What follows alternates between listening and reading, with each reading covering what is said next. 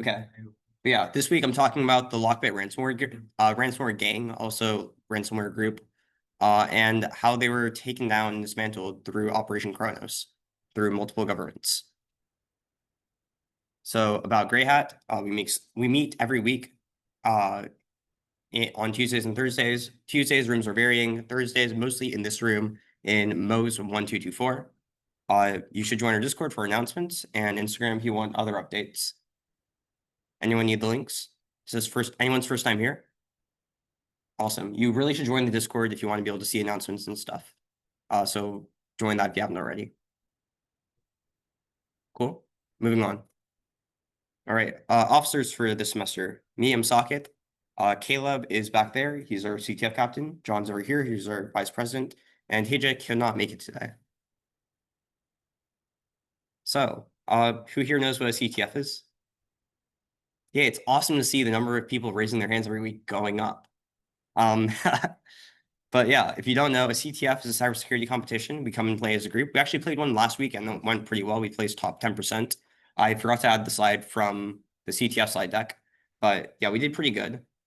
We could definitely do better. And as we get better and train as a group, we expect that we'll perform a lot better. On that note, this weekend, next weekend. So not like this, not in 2 days, but like a week in 2 days, we have CSOC walls. Usually we qualify because we're pretty good as a team. And we're able to send some delegates to New York City for the finals. It's pretty fun all around. We actually have some stuff along the top you'll see from CSOC 24. But yeah, show up. This is one of the best highest quality CTFs you're going to have in the entire semester. It's really fun, good mix of challenges. Should be something for everyone. Also, again, a good opportunity to get more mentorship. Regarding the responses for the post-CTF forum from Core CTF last weekend, we really appreciate the people who filled that out and gave us feedback, and we're going to be applying a lot of that towards next CTF. So hopefully it should be a lot more huddled and more collaborative and, more people talking and working together compared to last time. Okay. Any CTF questions? How many people just looked up from their computer while I said that? Nice. All right, so today I'm going to talk about the LockBit ransomware group. So who here knows what LockBit is or has heard of them before today? Okay, like 3 or 4 people. That's actually 5. That's pretty good. If you don't know, LockBit was one of the most successful ransomware gangs, being most prolific 2022, 2023. They were responsible for 40% of all ransomware attacks in 2022 and involved with 25% of all data posted online leak sites from 2022 to 2023. Most active, they were founded in 2019, and the takedown occurred 2020, I think early 2024, February 2024.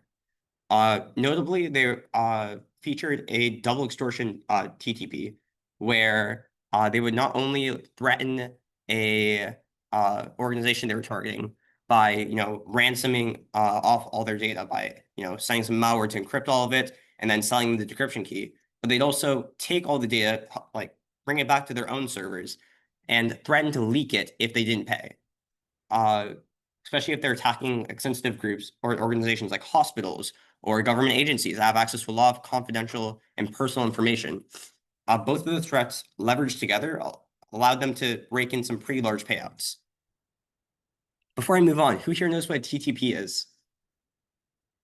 No one. Okay. So a TTP is a threat, tactic, or procedure. It's a common way that we use in order to fingerprint what a threat actor is.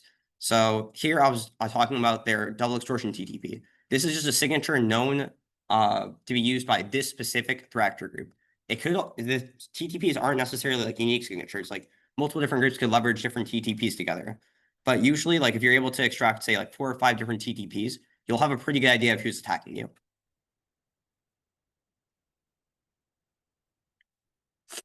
So LockBit also has a very interesting business model.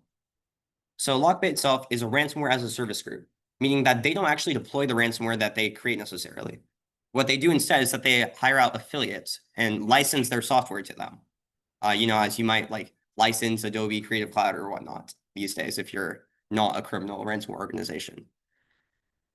But regardless, LockBit will license out its ransomware to affiliates who will then perform the actual attack analysis and initial attack vector of the cyber attack. So nominally, this looks like LockBit, researching and developing the malware itself and maintaining infra like a C2 server.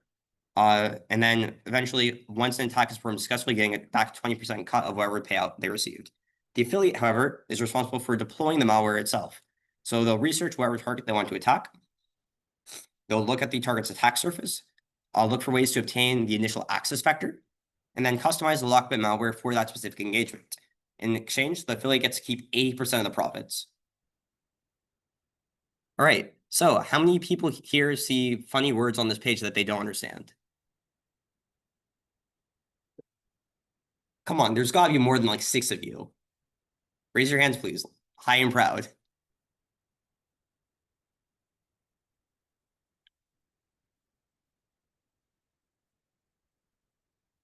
Okay, yeah, you know what? Fair enough. Okay, that's about, I counted about half the room.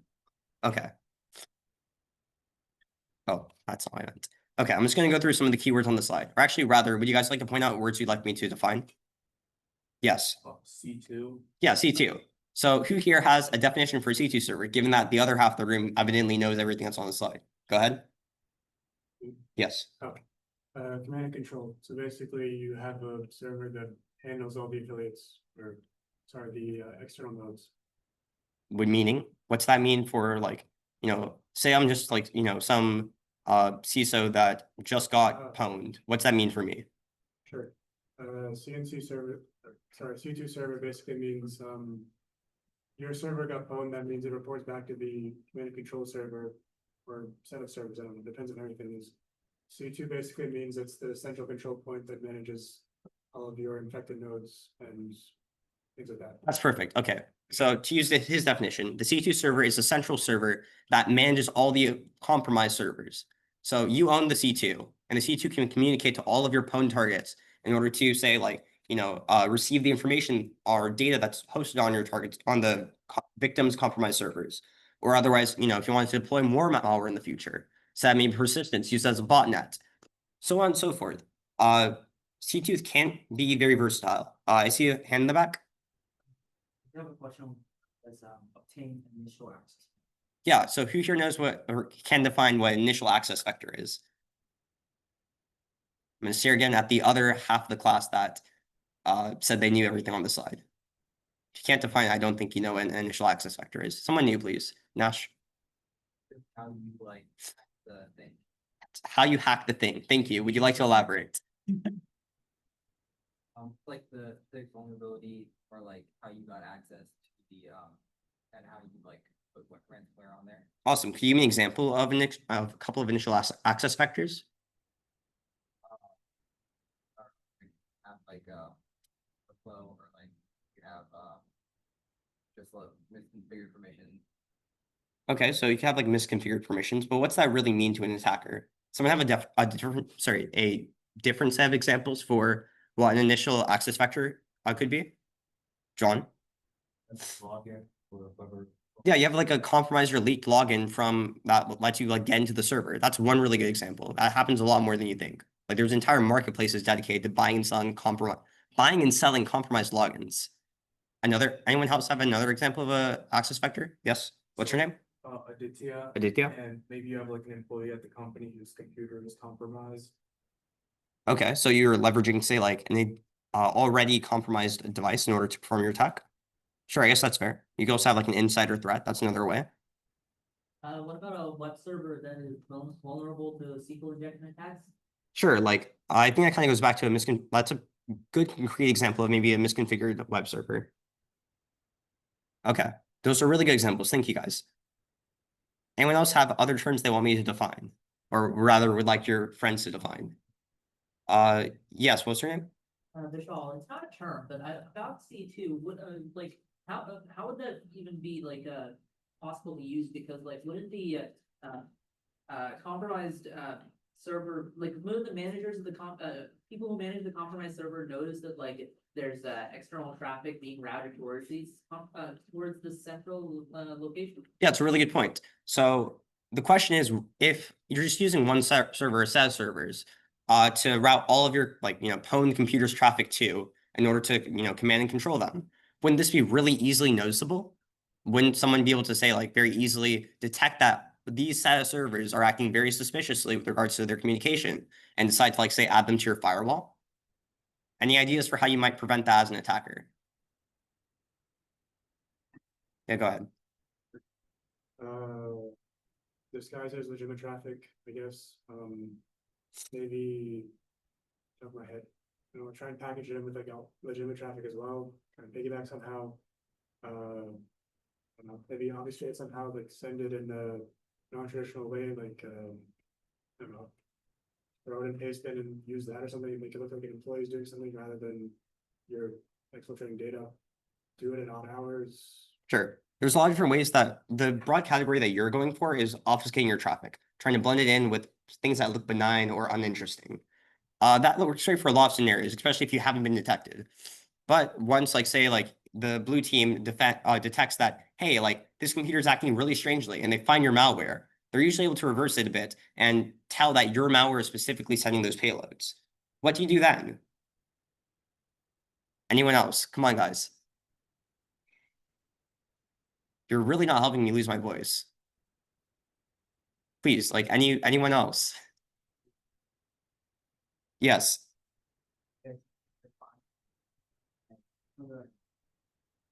Oh, that's a different question. I was asking for if anyone had a different way that they might try to disguise what server you're talking to. How about adding, or do you have an answer? Yeah, so maybe once you're detected, you start using a different server. Yeah, you could switch to entirely new server. That is possible, but switching to entirely new servers like that can be a little bit expensive. Anyone else have any other ideas? Maybe throwing nodes in the middle? Anyone know what that's called? Caleb. Do stuff like the proxy server or the port service relay or whatever that's. Yeah, so basically if you throw nodes in the middle of your communications, you can use them as VPNs or proxies in order to make it look like your traffic is actually going to a different server. And it's a lot cheaper to rotate between different proxies than it is to set up entire new servers for hosting. You guys good on that? Obfuscation also is a genuine and legitimate, or not legitimate, but a genuine and useful tactic for trying to avoid detection. A lot of malware in the wild actually does that too. Okay, more questions about stuff on the slide? Yes.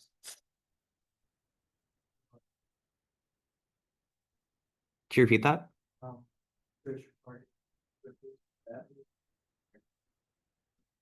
Yeah, a lot of it is actually looking at their infrastructure. So looking at what servers they have up publicly available to the internet, looking at what ports are open on them, what services are running on those ports. If you've ever used Nmap or ZenMap to do a scan on a server or an IP address, that's exactly what an attacker might be doing as well. There's other stuff as well, you could probably get away with, if you're able to, one popular way or one common way that I've heard of, trying to get a better idea of what tech stack a company is using for a product is literally going to their jobs website and seeing what tech stacks they're recruiting for. Other questions about stuff on the slide? Yes. How they license the ransomware? I mean, why don't the affiliate just pirate their software? So why don't the affiliates just pirate LockBit software? Yeah. Yeah, it's a really good question. In fact, this actually did happen because LockBit, due to a disgruntled employee complaining about pay or something along those lines, the entire LockBit source code was actually released sometime 2023 near the height of their campaigns. And even after that, LockBit continued to be super successful. Only a small number of say former affiliates or would-be affiliates decide to actually cop out and self-host their entire infrastructure. LockBit provides more than just the code itself. They provide all the hosting and infra associated with these sorts of attacks. That's not trivial to set up on your own. And if you're an affiliate, you can keep literally 80% of it without doing any of that insane work. So good question. Anyone else? We can keep going. Yes. What's your name? You said Neo. Neo? Neo. Yeah. Yeah. Yes. So you said they provide the whole infrastructure and everything. So why do they only take 20%?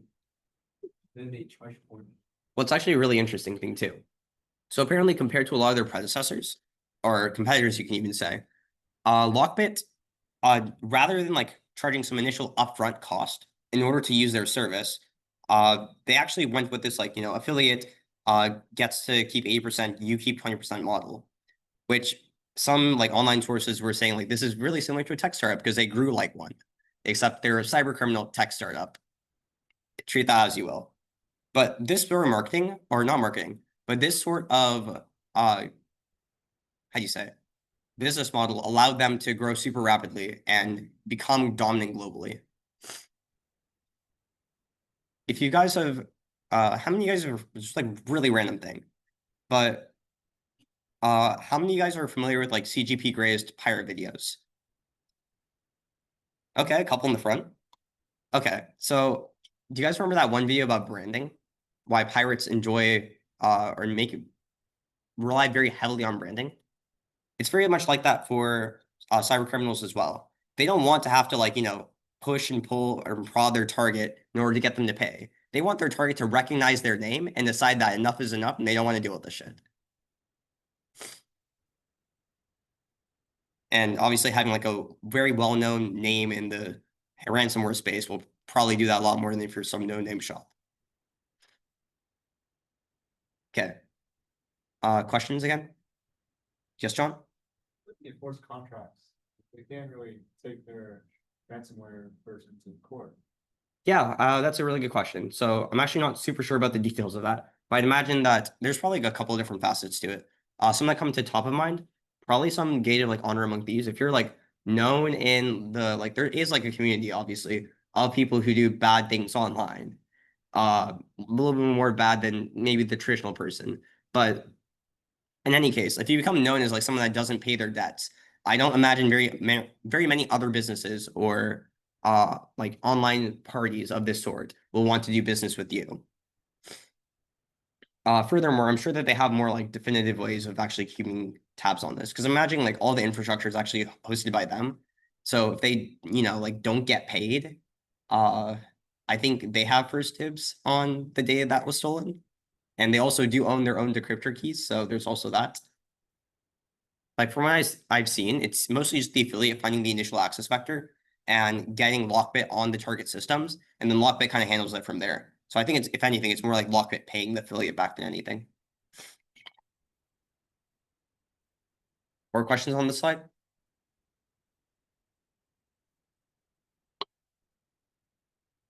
Cool. We'll come back and reference this if we need to. I hope you guys have a working understanding of all the terms on here. All right, so I've selected a couple of attacks from largely large or well-known or impactful companies, and I just wanted to walk you through these. This is some of the shit that LockBit did. So how many of you guys have heard of a company called Accenture? Anyone know what they do? In the back? I think for, yeah, contracting, right, for technological stuff. Yeah, they do like tech contracting. I'm sure they do other stuff too. I'm not actually very familiar with what Accenture is other than they're very, very big. But yeah, in August 2021, they noticed that they were compromised and that the hackers exfiltrated 6 terabytes of data from them. LockBit demanded $50 million and they did not pay. So LockBit leaked those files online. The port of Nagoya in July of 2023. This is a major port that was responsible for 10% of all of Japan's trade. This led to the literal like shutdown of this port. Japan did not pay. And this in turn had a supply chain impact. So if you had any imported Japanese goods like Toyota cars or like those things you see in like H Mart, probably. Yeah, those were probably going to take some time. Chicago Trading Company in November of 2023. How many of you guys have heard of them? Seriously, no one?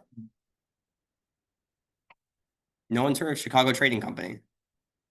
Have you guys been applying to internships? Right there. Okay. But yeah, they're one of the largest trading firms out there. Not much info is disclosed. My personal take is that they're probably paid. The hack surfaced when the countdown timer for CTC appeared on LockBit's website. That's what most of what we know about it. Fulton County Computers. How many of you guys are from Fulton County? Nice. How do you feel about this hack?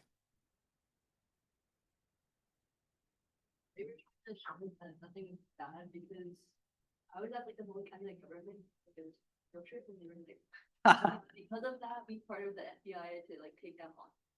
That's kind of crazy. Wow. Well, that's fun. Yeah, I guess like around this time too was like a lot of like info and speculation about like, Trump's like core documents because of the entire fiasco with Fulton. Like, you guys remember, like he was also like arraigned in Fulton County Jail for some of the charges he was brought up against with regards to. I'm sure you guys you either know or you don't know. I don't need to discuss this in detail right now. But yeah, reportedly, none of the documents related to those court cases were accessed. They were on an entirely different system. Thanks, FBI. But this did cause a significant disruption to Fulton County services. So phones were down, vehicle registrations and marriage licenses were halted. Sucks to you if you needed to get a car or get married or both around that time. Online payments and property records were impacted. Law enforcement workflows literally fell back to paper. Good times. Questions on the attacks? Yeah. So, you mentioned that those first two attacks, they didn't, the company the companies didn't pay the ransom group, right? Yeah. So then how did they exactly earn money? Like, do they just leak the files and then they just like make money off of that? I guess that's one thing they could do. And excuse me, that probably works to a much lesser effectiveness than, if they actually had the like whoever interested party originally buy back their data. You can also, like, as you're saying, like sell to other interested parties on the internet. What they'll typically do is that they want people in the future to pay back them stuff. So publicly leaking their data to show proof of, hey, we actually did in fact hack this group, regardless of what they say, demonstrates the impact of their attack.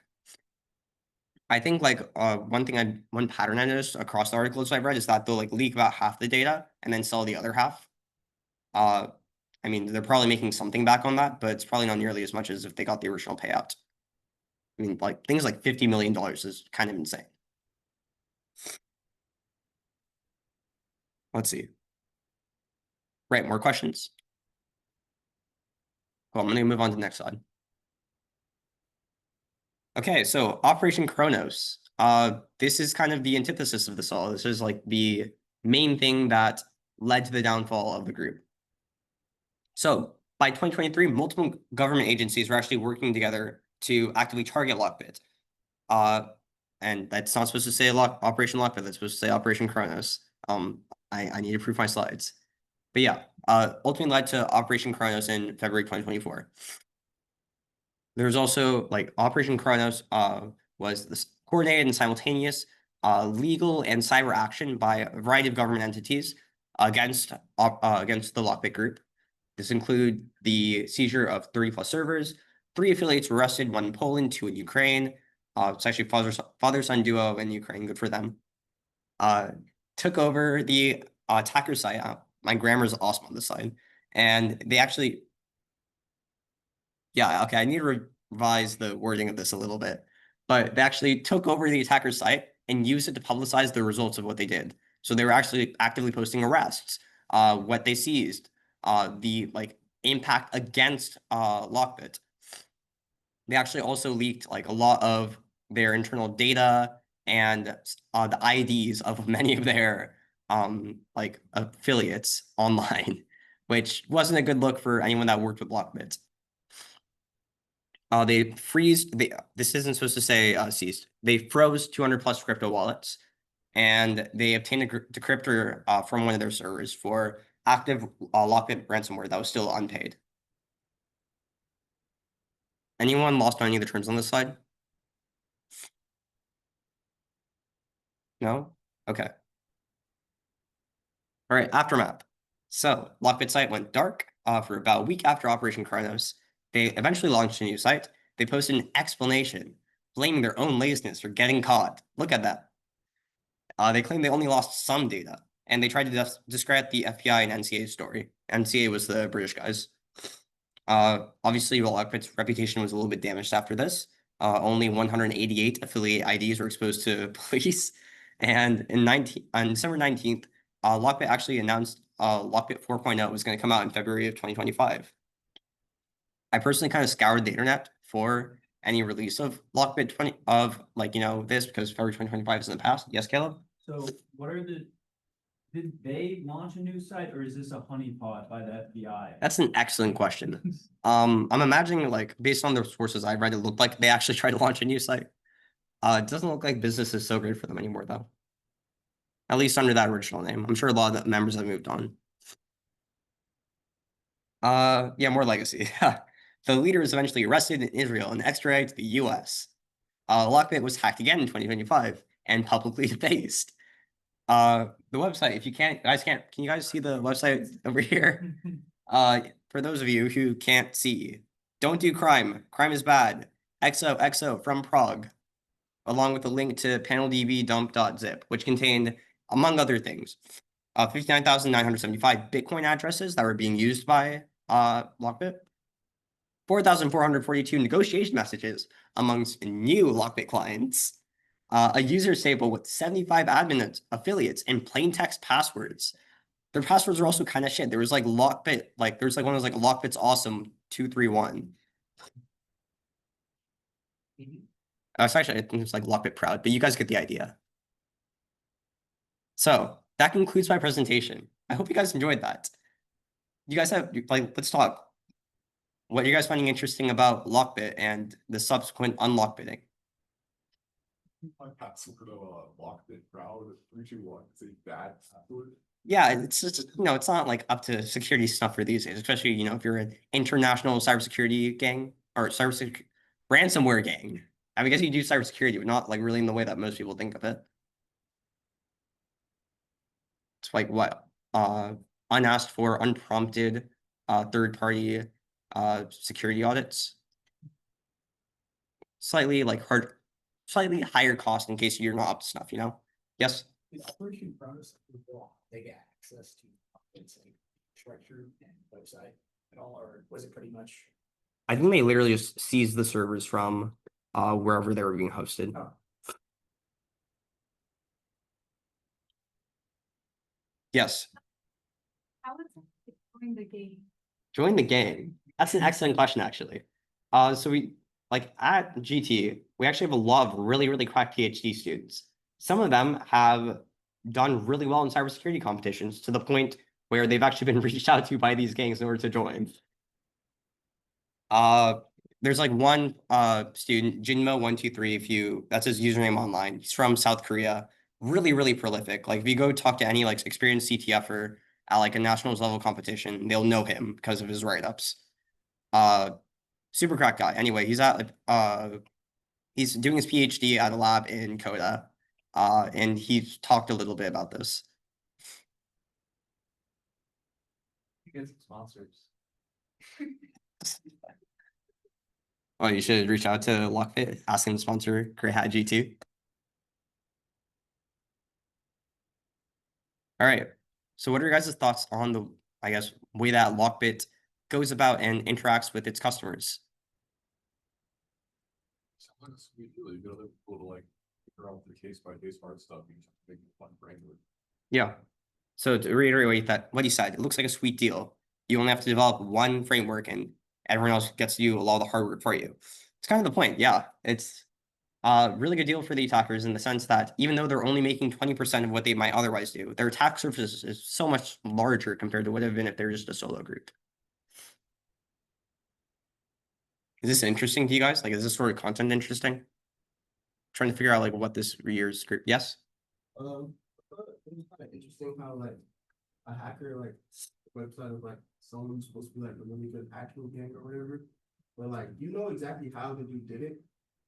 I'm not even sure if it's a dude. It could have very well been a group. But yeah, I didn't actually look into specifically if they talked about how they did it. I'm sure if you've looked online, you'll either find information or you will find a lot of absence of information, which is usually equally telling. But yeah, I don't have specifics on how specifically the ransomware group was hacked. Yes. I got reached out to by the ransomware gang. What gang was it and how did they reach out to? No idea on both of them. I think like he was just specifically talking about how he didn't want to join because as soon as he did that, his career is basically over. But yeah, I kind of have to pick between being like the #1 CTF player in the world and being a part of a ransomware gang where you make like, a couple mil every year. Priorities.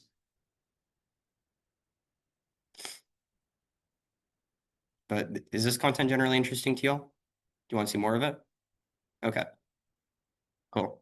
That's most of what I had for today. Outside of this, like feel free to keep talking about this, ask questions about it. If not, we can like break out and do Wait, there's no like ransomware development in like CTF, right? ransomware development in CTF. Like what are you trying to do? Like attack your competitors? I was asking. I was curious. Yeah, I guess like in CTF, like the main categories that might be actually relevant to this would be forensics, rev, pwn, web sometimes, crypto maybe if you're looking at the specific cryptography algorithms being used by honestly like most categories of CTF from the sound of it are relevant to what these ransomware gangs are doing. But for the most part, you aren't technically, I guess it'd be an interesting challenge to see if you could develop say like a ransomware that like an LLM can't crack or something. But for the most part, it's not really about building this sort of like end-to-end ransomware thing. That's not really like that's like software development project more than anything. More so like a CTF might scope a challenge to be like reverse this piece of malware, like exploit this specific service that the ransomware operator might have also tried to exploit. Like do the same thing to like a website to try to pwn that, similar to how a red team or threat actor might. What else? Analyze this like disk image of a device that was pwned by this specific ransomware and see how that ransomware operated and what the damage was. Analyze this network traffic in order to figure out what happened after the ransomware broke in. Also, like just to like take a step back, if you aren't getting already, a lot of stuff you'll do during CTF prepare you pretty well for doing a lot of cybersecurity jobs. Yes. I think in the future, you can find stories like this where there's like more technical details related to like how exactly the ransomware works and what exactly or contingency catch them might be to find out. Nice. Okay, I actually did originally have a slide planned for like the malware TTPs, so like threat tactics and protocols of the specific LockBit malware. I didn't include it just because of the fact I ran out of time when trying to do this like literally 2 hours ago. But I can talk maybe at high level about that.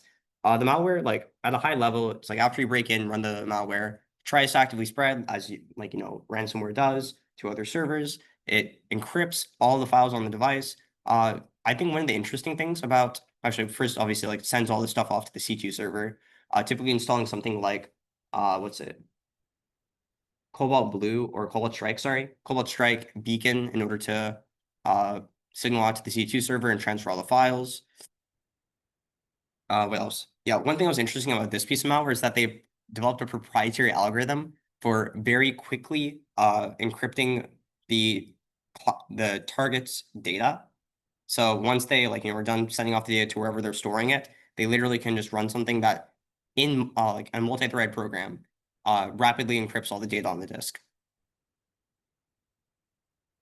And then from there, they do other generally like nefarious ransomware things.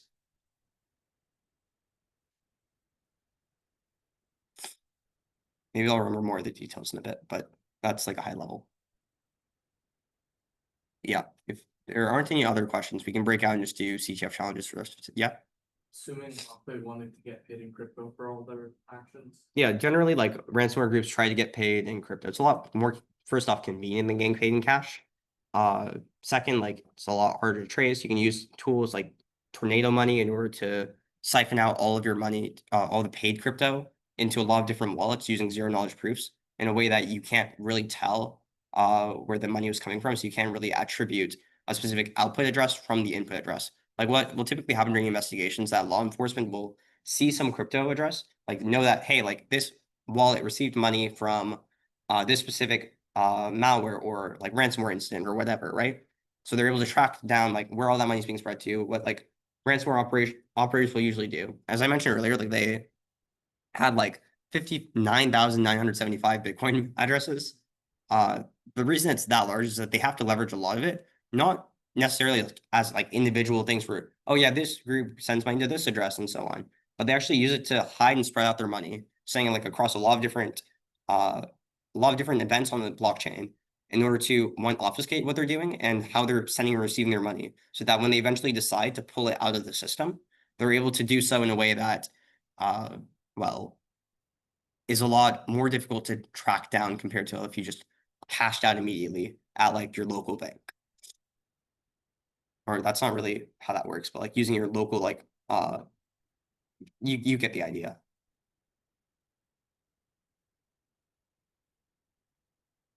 Okay, great. Any other questions? Cool. Okay, let's break out. Have you guys joined our platform yet? And raise your hands if you haven't joined the GreyHatCTF platform.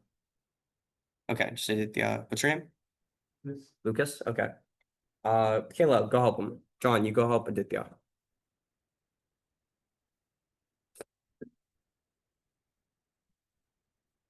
Okay. Raise your hand so that we know like who isn't on the platform yet, so we can help you get on. There's a couple of bugs with it that we have to kind of iron out. Namely, like use your personal email address. Yeah. Go to GreyHatGT.org to access our platform. Log in with your personal email, not your GT email. GT is currently doing a really funny thing with our OTP system, where we'll send you a one-time password code that is only supposed to be clicked once, and then GT's like anti-phishing thing will click on that link in order to test if it's like a phishing link, thereby kind of ruining the entire point of the system. We're working on getting that sorted, but in the meantime, please use your personal email. Thank you, Gala. It was working for GT emails last year. I guess they changed something with how they're operating. What? I was working for GT emails on Tuesday. It was? Yeah. What? That's awesome. Okay, Daniel didn't tell me. I thought you did. I did not. We had Daniel? Dang. So that's good. Get around that thing now. There shouldn't. Other companies get around the thing where like it clicks on the link just like. Yeah. Normally they're a lot more well created. What? Well, for that, Yeah. To make it so to sign in. Ray had the friend on E. Friend on E is like one of our friend sites. You don't even hear that shit the first time. Ray is good at crypto. Caleb, can you find this guy someone that's good at crypto? I'll try. What? Huh? Can you find this guy someone that's good at crypto? I don't. People that are willing to help that are good at crypto. Yeah. I don't think so. Oh, I've got this exploit written, it's just not fucking working. What's the? It's not so much. No, I'm looking at it right now. I have there's a web server that,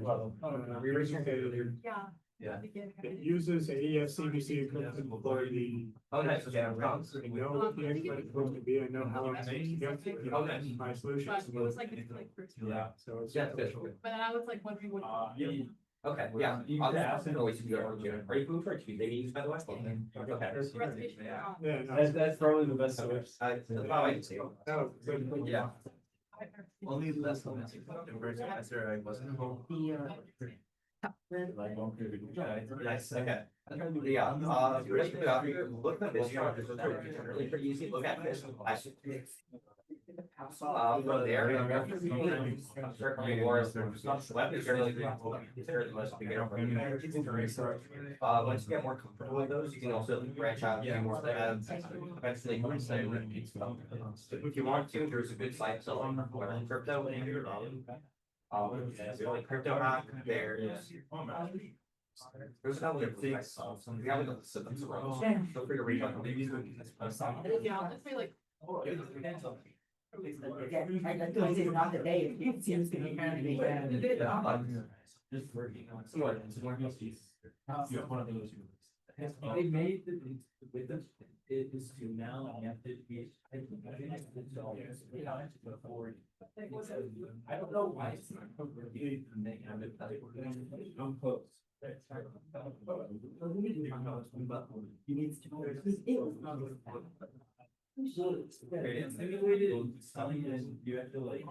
right, thank you online people. Do you guys have any questions before I stop the stream? I guess one of you just died.